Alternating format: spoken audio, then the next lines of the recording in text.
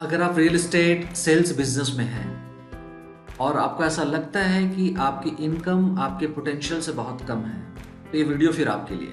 इस पूरे वीडियो में आपको बताऊंगा कि मार्केट, रियल एस्टेट मार्केट का क्या पोटेंशियल है और आप इंडिविजुअली आप उस पोटेंशियल से अपने आप को अलाइन कर पाते हैं या नहीं कर पाते हैं। So you will get to know in this entire video. तो अंत तक जरूर देखिए और आपका नज़रिया अपने बारे में जरूर चेंज हो जाएगा। रियल एस्टेट मार्केट के पोटेंशियल को समझने के लिए मैं पहले इसको एक दूसरे इंडस्ट्री से कंपेयर करता हूँ और मुझे कंपैरिजन के लिए इंश्योरेंस इंडस्ट्री बहुत सूटेबल लगा, क्योंकि इंश्योरेंस भी ऑलमोस्ट एजेंसी मॉडल पे सेल किया जाता है। तो सबसे पहले इंश्योरेंस इंडस्ट्री के बारे में कुछ फिगर्स एंड फैक्ट्स है जो मैं आपको बताना चाहता हूँ। पूरे भारत में इंश्योरेंस का जो पेनिट्रेशन है वो 3.69% है। मतलब अभी तक पूरे जो कंज्यूमर है 3.69%, ऑलमोस्ट 3.7% लोगों ने ही इंश्योरेंस को कंज्यूम किया है। हर साल, मतलब मैं बात कर रहा हूँ 2020 की, मतलब 2020 में जो टोटल कलेक्शन हुआ है इंश्योरेंस का, इंश्योरेंस के प्रीमियम का जो टोटल कलेक्शन हुआ है वो 7.31 ट्रिलियन का हुआ है। ठीक है, 7.31 ट्रिलियन रुपीस का कलेक्शन हुआ है प्रीमियम के तौर पे, और इस प्रीमियम के बेसिस पे जो इंश्योरेंस एजेंट्स होते हैं उनको कमीशन जाता है। और जो total number of insurance agent हैं दिसंबर 2020 तक पूरे भारतवर्ष में, उनकी संख्या है 23,84,500, ऑलमोस्ट 24 lakhs। अब हम लोग थोड़ा सा एक नज़र डालते हैं रियल एस्टेट इंडस्ट्रीज के कुछ डेटा पे। रियल एस्टेट इंडस्ट्री में दिसंबर 2020 तक जो total number of registered real estate agents हैं वो है 45,723 पूरे कंट्री में। मैं बात कर रहा हूँ सारे स्टेट्स एंड यूटीज को मिला करके, यूनियन टेरिटरीज को मिला करके। और जो नंबर ऑफ प्रोजेक्ट्स रजिस्टर्ड हैं रेरा के अंदर वो है 58,795 अक्रॉस द कंट्री, सारे स्टेट्स को मिला करके। आप समझ सकते हैं 130 करोड़ वाली जनसंख्या में जहां पे 3.69% इंश्योरेंस के मार्केट के लिए 23,84,500 इंश्योरेंस एजेंट्स काम कर रहे हैं, यहाँ पे 130 करोड़ वाली जनसंख्या में रजिस्टर्ड जो रियल एस्टेट एजेंट्स हैं वो हैं 45,723। आप समझ सकते हैं कि इतना ह्यूज अपॉर्चुनिटी है। लेकिन बहुत सारे ऐसे रियल एस्टेट एजेंट्स हैं जो रजिस्टर्ड नहीं है। मैं मानता हूँ कि 45,000 नहीं होंगे, इनके 10 टाइम्स ऐसे लोग होंगे जो रजिस्टर्ड नहीं होंगे, तो भी होते हैं 4.5 lakh.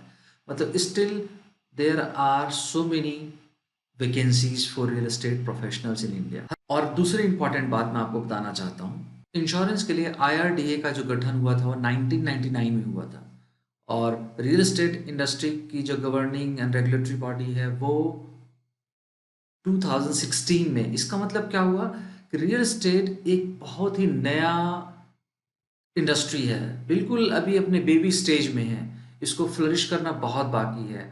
Bye now real estate industry का जो टोटल वैल्यू है वो 180 बिलियन यूएस डॉलर का है, और जो कि 2030 में ये 1 ट्रिलियन यूएस डॉलर का होने जा रहा है। अब इस सब ग्रोथ का पेस को आप देख लें कितना ज़बरदस्त है। नाउ अब हम लोग बात करते हैं रियल एस्टेट जो सेल्स प्रोफेशनल या एजेंट्स हैं या ब्रोकर्स हैं, उनकी क्या फाइनेंशियल सिचुएशन है। मैं जब रियल एस्टेट प्रोफेशनल कह रहा हूँ इसका मतलब रियल एस्टेट सेल्स प्रोफेशनल्स जो रियल एस्टेट को सेल करने में इंगेज है किसी न किसी तरह से। तो आप ये सर्कल देख रहे हैं, इस सर्कल को अगर हम लोग मानते हैं total number of real estate professional है अक्रॉस द कंट्री, 3% लोग ऐसे हैं जो अर्नर हैं। Earner means they are earning real money. Real money कहने का मतलब है प्रिडिक्टेबल इनकम। प्रिडिक्टेबल इनकम किसे कहते हैं? उनको पता है कि इस मंथ में कितना वो अर्न कर रहे हैं, अगले मंथ कितना अर्न कर रहे हैं, और अगले 6 महीने तक उनकी अर्निंग क्या होगी। हम लोग इसको कहते हैं प्रिडिक्टेबल अर्निंग, जहाँ पे क्लियर स्ट्रैटेजी है, क्लियर नंबर ऑफ क्लाइंट्स हैं, प्रोस्पेक्ट्स हैं जिनको वो सर्व कर रहे हैं, और उनको पता है कि क्या उनके बैंक अकाउंट में होगा और क्या उनके रिसीवेबल्स होंगे। This is called predictable income. और ऐसे लोग कितने लोग कर रहे हैं प्रिडिक्टेबल इनकम, कितने लोग अर्न कर रहे हैं? 3% लोग। और मैं इस 3% वाली कैटेगरी को कहता हूँ अर्नर। नाउ हमारे पास अब दूसरा एक कैटेगरी है, उस दूसरे कैटेगरी को हम लोग कहते हैं डेवलर। डेवलर 7% है, और ये वो डेवलर कौन लोग होते हैं, ये भी रियल एस्टेट सेल्स प्रोफेशनल होते हैं, बट ये लोग के पास ना स्ट्रैटेजी होती है ना कोई प्लानिंग होती है, लेकिन फिर भी ये एक ऐसे पोजीशन में किसी ना किसी इन्फ्लुएंस के वजह से होते हैं जिससे कि इनके पास बाय डिफॉल्ट अर्निंग आ रही होती है ना।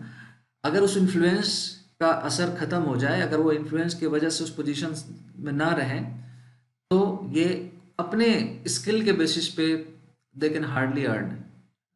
ये वो लोग हैं जिनसे जो छोटी छोटी बातों के लिए दूसरों पे निर्भर रहते हैं। इनको लीगल डॉक्यूमेंट्स नहीं पता होगा, इनको स्टैंडर्ड प्रोसेस नहीं पता होगा, इनको सर्कल रेट जैसा मामूली चीज़ नहीं पता होगा, लेकिन ये एक ऐसे पोजीशन पे है जिससे कि इसको कोई हटा नहीं सकता और वो अच्छा पैसा अर्न कर रहे। सो ऐसे भी कुछ लोग हैं, एंड आई कॉल इट डैबलर।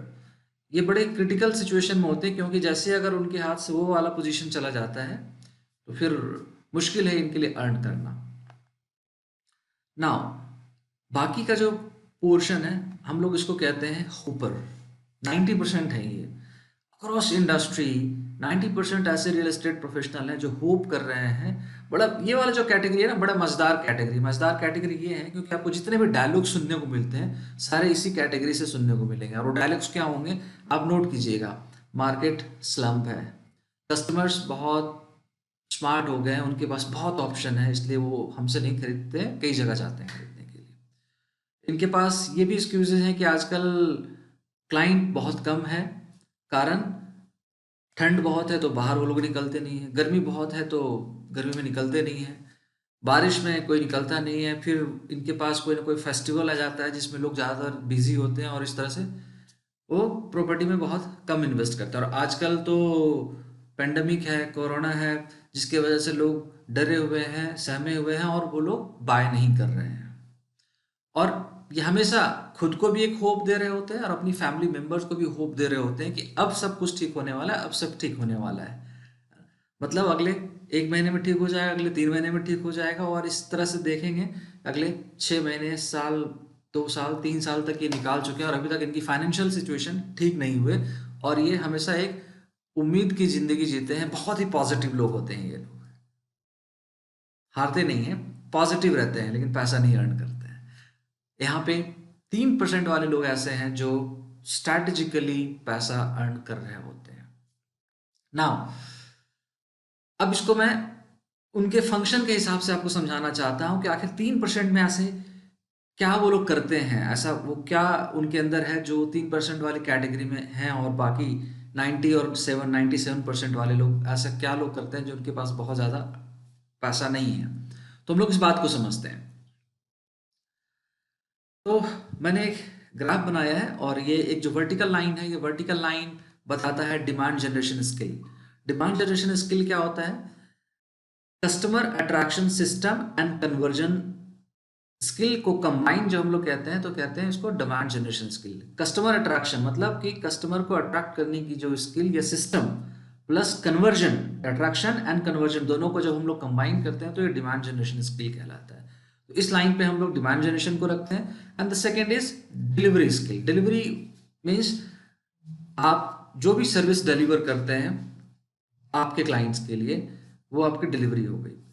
तो इस 2 पैरामीटर, इस 3 पैरामीटर पर demand generation skills and delivery skills में हम लोग देखते हैं कि पूरे इंडस्ट्री में जितने भी रियल एस्टेट एजेंट्स हैं, सेल्स प्रोफेशनल हैं, कहाँ पे स्टैंड करते हैं, तो वो उनके क्या कैटेगरीज हैं मैं अभी आपको बता देता हूँ। तो आप स्क्रीन पे देखेंगे ये रेड वाला जो कैटेगरी है, इस कैटेगरी में कुछ ऐसे लोग होते हैं जो कि फुल ऑफ कंप्लेंट्स होंगे। मतलब ये वो 90% वाले लोग होंगे जो फुल ऑफ कंप्लेंट्स कर रहे होंगे।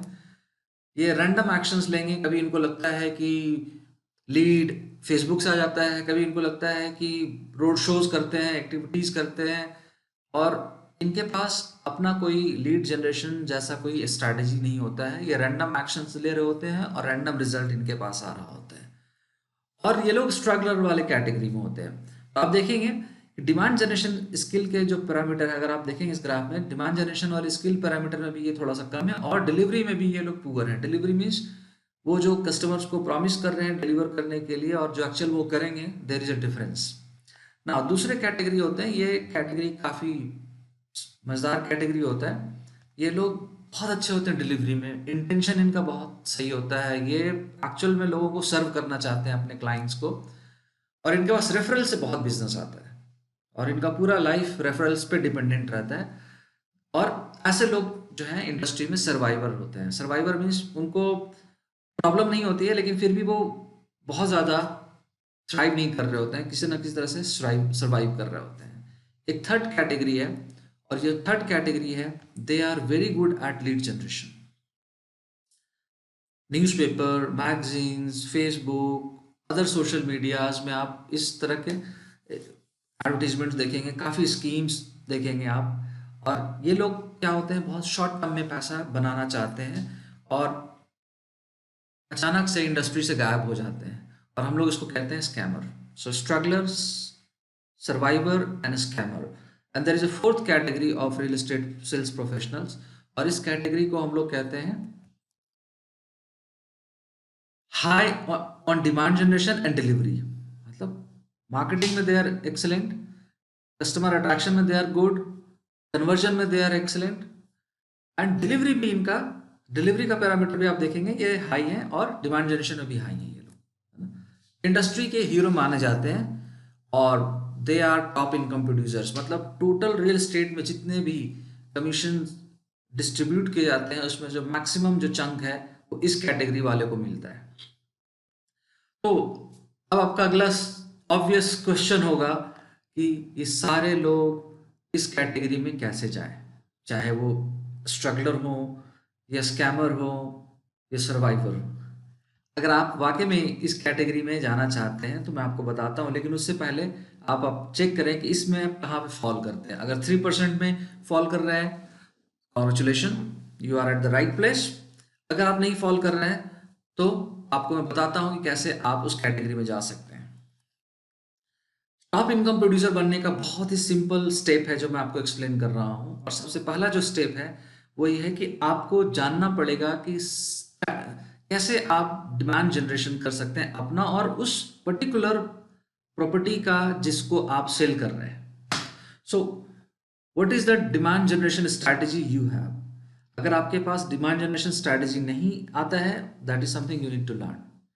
मैं एडवर्टाइजमेंट की बात नहीं कर रहा, मैं लीड जनरेशन की बात नहीं कर रहा, मैं डिमांड जनरेशन मीन्स आपकी जनरेशन, आपका डिमांड और आपके प्रोडक्ट का डिमांड, दोनों का डिमांड का जनरेशन का स्ट्रैटेजी आपके पास होना चाहिए। सेकेंड, जब डिमांड जनरेशन हो जाता है तो आपका सेकेंड जो वर्क है वो है वर्ल्ड क्लास डिलीवरी। कैसे आप वर्ल्ड क्लास डिलीवरी दे सकते हैं? वर्ल्ड क्लास का मतलब what ever you have promised, the timeline and the things, दोनों डिलीवर होना चाहिए विदाउट एनी मिस। इसे हम लोग कहते हैं world class delivery. And the third one is constant innovation. ज़्यादातर रियल एस्टेट प्रोफेशनल्स जो होते हैं इस थर्ड वाले कंपोनेंट में फेल हो जाते हैं। उनको लगता है कि आज जो काम उन्होंने सीख लिया वही काम उनको पूरी जिंदगी का आएगा। 10 साल पहले बायर्स का बिहेवियर कुछ और था, आज बायर्स का बिहेवियर कुछ है, उनका बाइंग पैटर्न चेंज हो गया, बाइंग जो डेमोग्राफी है वो चेंज हो चुका है, बाइंग साइकोलॉजी चेंज हो चुका है। क्या आपका सेलिंग स्ट्रैटेजी चेंज हुआ है? क्या आपने उसमें इनोवेशन लाने की कोशिश की? अगर नहीं लाया तो आपको लाने की ज़रूरत है। अगर आप ये तीनों चीज़ का करते हैं तो आप बन जाते हैं top income producer. So top income producer 3% category में आपको आने का ये 3 स्टेप है जो आपको फॉलो करना है, और मैं अगले वीडियो में इन तीनों के बारे में स्टेप बाय स्टेप आपको बताऊंगा कि कैसे आप स्ट्रैटेजिकली डिमांड जनरेशन कर सकते हैं अपने लिए और अपने बिजनेस के लिए। वर्ल्ड क्लास डिलीवरी के कौन कौन से कंपोनेंट होते हैं और कैसे आप उसको फॉलो करना है, और कांस्टेंट इनोवेशन का मतलब क्या है, हर दिन आप कैसे अपने बिजनेस में इनोवेशन ला सकते हैं। सो अगर आपको ये वीडियो अच्छा लगा तो इसको लाइक कीजिएगा, शेयर कीजिएगा, और इस चैनल को जरूर सब्सक्राइब कीजिएगा कि मैं आपको आने वाले वीडियोस में बहुत सारे वैल्यूबल कंटेंट देने वाला हूं जो आपके बिजनेस में बहुत हेल्प करने वाला है। Thank you very much.